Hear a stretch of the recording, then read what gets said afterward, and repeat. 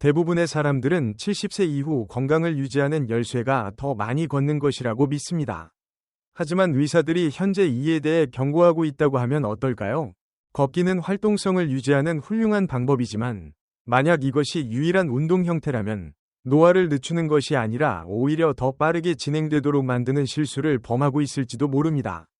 사실 나이가 들수록 근력을 유지하고 균형을 잡으며 관절을 보호하기 위해서는 단순히 걷는 것만으로는 부족합니다. 걷기에만 지나치게 의존하고 다른 중요한 운동을 소홀히 하면 근육이 줄어들고 관절에 무리가 가며 심지어 낙상의 위험이 증가할 수 있습니다. 그래서 전문가들은 이제 70세 이후에는 걷는 시간을 줄이고 대신 5가지 운동에 집중할 것을 권장하고 있습니다. 이 방법들이야말로 노년기에도 힘과 활력을 유지하고 독립적인 생활을 지속할 수 있는 진짜 비결이기 때문입니다. 이 영상에서는 걷기 대신 우선해야 할 5가지 핵심 운동을 분석해 보겠습니다. 이러한 간단한 변화만으로도 움직임이 더 원활해지고 뼈 건강이 보호되며 심지어 수명이 연장될 수도 있습니다. 마지막까지 시청하세요. 특히 마지막 요소는 거의 언급되지 않지만 장수에 매우 중요한 역할을 합니다. 시작하기 전에 아직 채널을 구독하지 않으셨다면 구독하고 알림 설정을 켜두시길 권장합니다.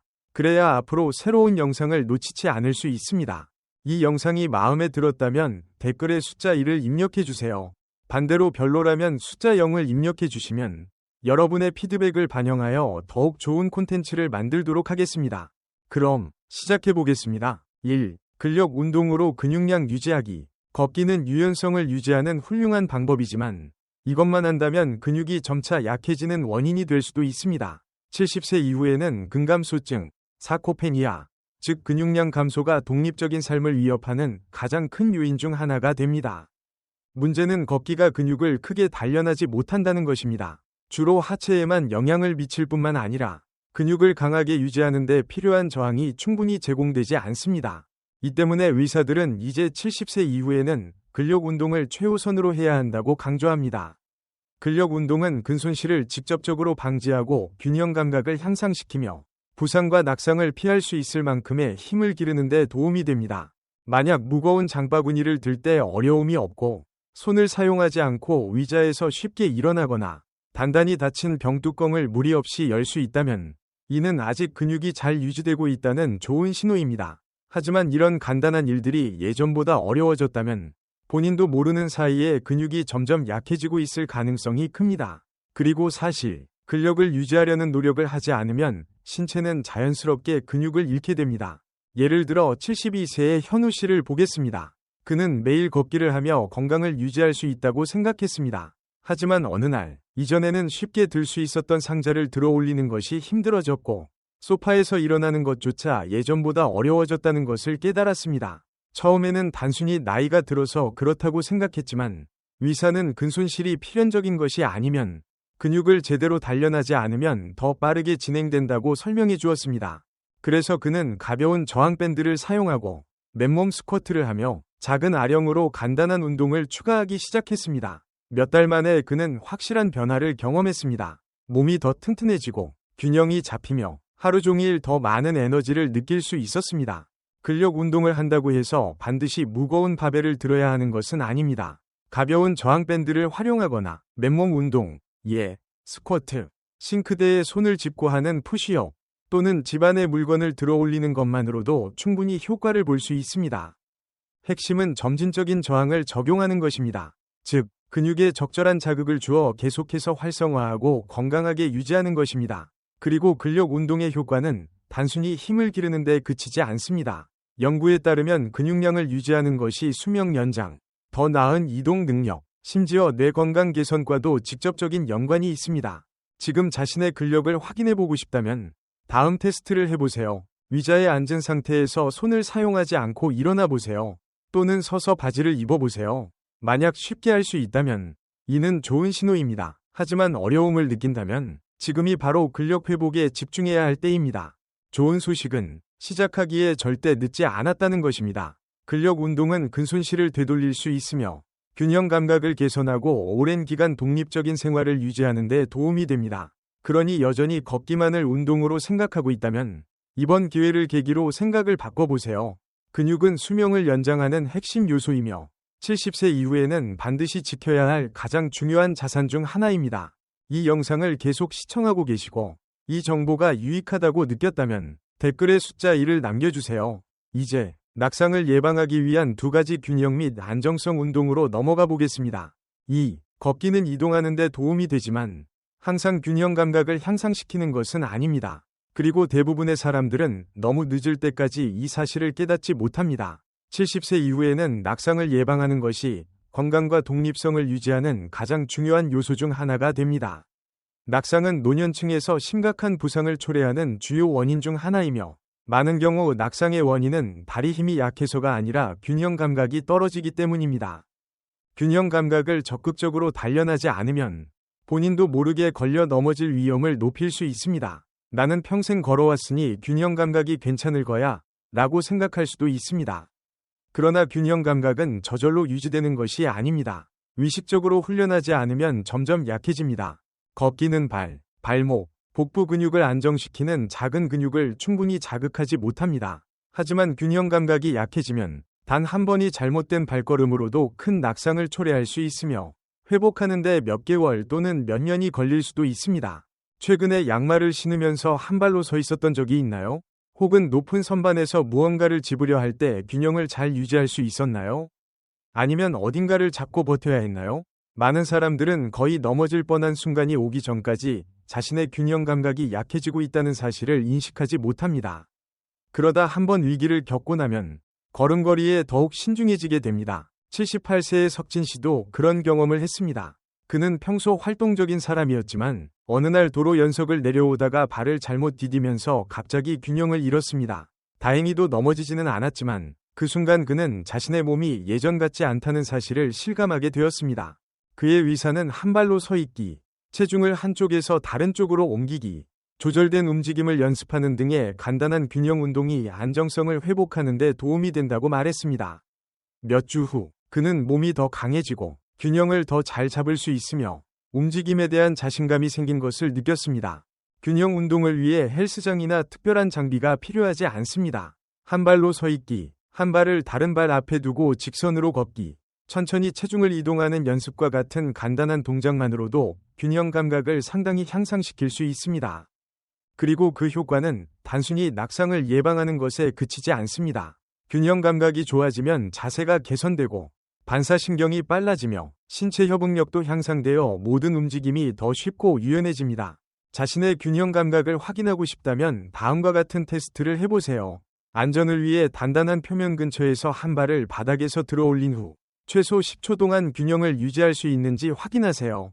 만약 쉽게 할 수 있다면 좋은 신호입니다. 하지만 어렵게 느껴진다면 균형 감각이 저하되었을 가능성이 있으며 이를 개선할 필요가 있습니다. 그리고 균형 감각 훈련을 빨리 시작할수록 더 좋습니다. 균형 감각은 우리가 잊고 지내다가 너무 늦은 후에야 중요성을 깨닫는 요소 중 하나입니다. 하지만 지금부터 훈련을 시작하면 앞으로도 오랫동안 강한 신체와 독립성을 유지할 수 있습니다. 따라서 걷기에만 집중했다면 이제는 균형 감각 훈련도 우선순위에 두어야 합니다. 왜냐하면 낙상을 예방하는 가장 좋은 방법은 단순히 활동적인 것이 아니라 몸을 단련하여 균형을 유지하는 것이기 때문입니다. 관절 건강을 유지하기 위한 유연성과 가동성 운동. 걷기는 다리를 움직이는 데 도움이 되지만 유연성을 향상시키는 데는 큰 효과가 없습니다. 그러나 유연성은 70세 이후에 특히 중요해집니다. 시간이 지나면서 관절은 자연스럽게 뻣뻣해지고 가동 범위가 줄어들며 한때 쉽게 할 수 있었던 동작들이 점점 어려워집니다. 만약 고개를 돌리는 것이 예전보다 어려워졌거나 신발끈을 묶기 위해 몸을 숙이는 것이 힘들어진 것을 느낀다면 이는 유연성이 감소하고 있다는 신호입니다. 그리고 움직임의 범위가 좁아지기 시작하면 독립적인 생활도 점점 어려워질 수 있습니다. 문제는 많은 사람들이 유연성의 중요성을 깨닫지 못하다가 점차 이를 잃어버리고 나서야 인식한다는 것입니다. 걷기는 근육을 충분히 스트레칭해주지 않으며 관절이 유연성을 유지하는 데 필요한 모든 움직임을 포함하지 않습니다. 이 때문에 의사들은 현재 70세 이후에는 신체 활동을 유지하는 것만큼이나 유연성과 가동성을 위한 운동이 중요하다고 강조하고 있습니다. 이러한 운동이야말로 일상적인 활동을 불편함 없이 지속할 수 있도록 도와줍니다. 최근에 자동차 뒷좌석에서 무언가를 집으려고 하거나 재킷을 입으려고 할 때를 떠올려 보세요. 동작이 자연스러웠나요? 아니면 뻣뻣함을 느꼈나요? 많은 사람들은 이러한 작은 변화를 대수롭지 않게 여기며 단순한 노화 과정의 일부라고 생각합니다. 하지만 사실 이는 시간이 지남에 따라 근육과 결합 조직이 점점 더 긴장되고 수축되면서 유연성이 서서히 감소하는 과정입니다. 이러한 변화를 겪은 사람이 바로 78세의 상훈 씨입니다. 그는 매일 걷는 습관이 있었지만 시간이 지나면서 아침에 침대에서 일어날 때 몸이 점점 더 뻣뻣해지는 것을 느꼈습니다. 바닥에 떨어진 물건을 줍기 위해 몸을 숙일 때도 예전보다 무릎을 더 많이 굽혀야 했습니다. 그의 의사는 이러한 가동성 감소가 단순한 노화 때문만이 아니라 관절을 충분한 가동 범위로 사용하지 않기 때문이라고 설명했습니다. 이에 따라 그는 일상의 가벼운 스트레칭, 조절된 움직임, 관절 운동을 추가하기 시작했습니다. 몇 주 후, 그는 몸이 더 유연해지고 움직임이 편안해졌으며 자세까지 개선된 것을 느꼈습니다. 유연성 운동은 단순히 바닥에 앉아 10초 동안 발끝을 터치하는 것이 아닙니다. 동적인 스트레칭, 조절된 관절 회전, 그리고 부드러운 요가 동작이 큰 변화를 가져올 수 있습니다. 예를 들어, 목 돌리기, 어깨 돌리기, 무릎을 가슴 쪽으로 당기기, 발목 돌리기 같은 간단한 동작도 관절을 원활하게 움직이게 하고 통증을 예방하는 데 도움이 됩니다. 그리고 유연성 향상의 효과는 단순히 몸의 뻣뻣함을 줄이는 것에서 그치지 않습니다. 유연성이 좋아지면 통증이 줄어들고 혈액순환이 개선되며 자세가 향상될 뿐만 아니라 낙상 위험까지 줄일 수 있습니다. 자신의 유연성을 확인해보고 싶다면 다음 테스트를 시도해보세요.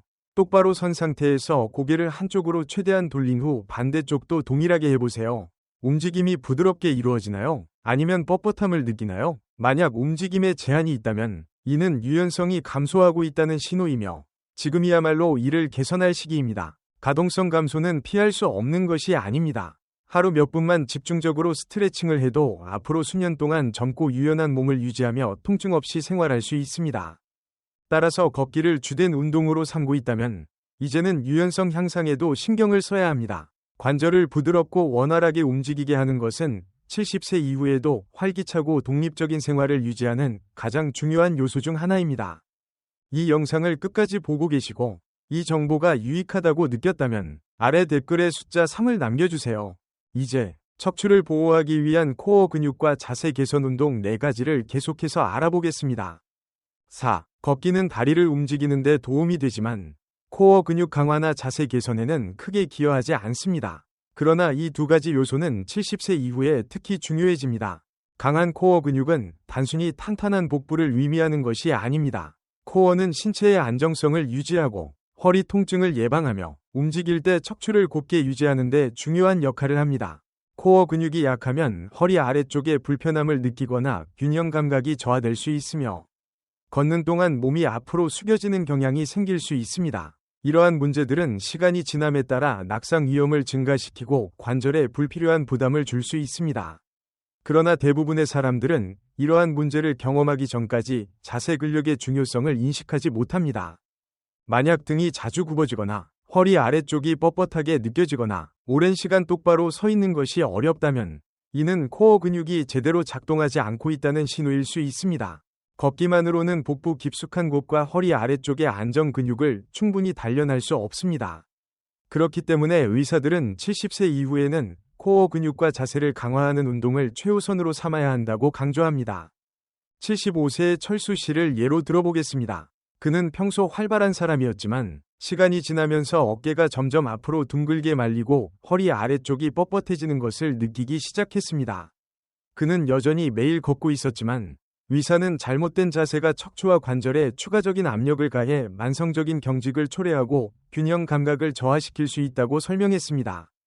이에 따라 철수 씨는 앉은 상태에서 골반을 가볍게 기울이는 운동, 서 있을 때 자세를 조정하는 연습, 복부 근육을 조이는 습관을 일상에 추가했습니다. 불과 몇 주 만에 그는 허리 통증이 줄어들고 자세가 개선되었으며 심지어 호흡이 더 원활해진 것을 경험했습니다.